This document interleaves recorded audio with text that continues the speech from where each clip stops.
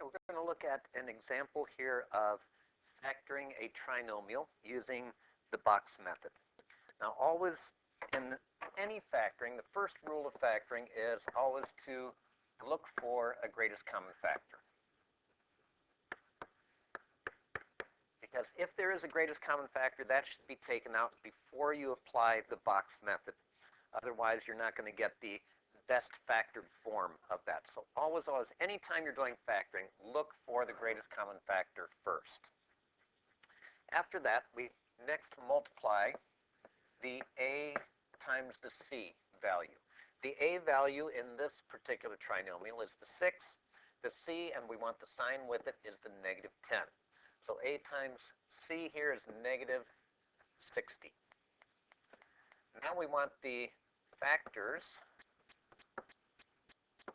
of that a times c that's added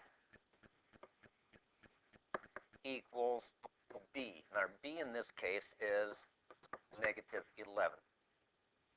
So we're looking for the factors of negative 60 that when added together equal negative 11.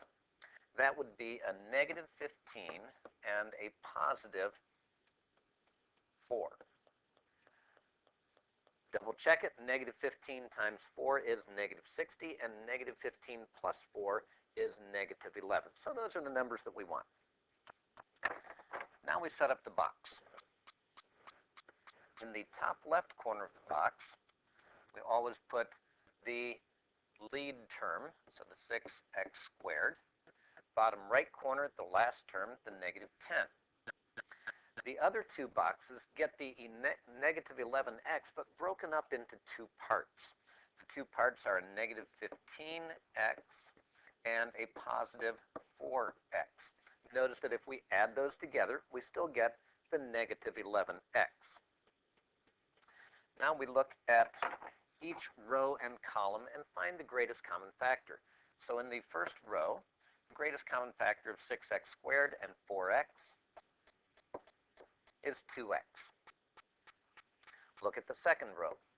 The greatest common factor of negative 15x and negative 10 is 5, but because the first term here, the first one I come to as I move across the row is negative, I want to take and make that negative a part of what I factor out there. Now look from the top. So as we come down in the first column, the greatest common factor there is a 3x. I don't take the negative because the 6 wasn't negative. The 15 was. The first thing I come to was not negative. And then the second column, we have the 4x and the 10. So the greatest common factor there is 2. That gives me my answer of the quantity 3x plus 2 times the quantity 2x minus 5. Now we can double check that pretty easily by just performing a quick FOIL in our heads. So if we multiply the first terms, we get a 6x squared, which is what we need. The last terms give us a negative 10. And let's check the middle.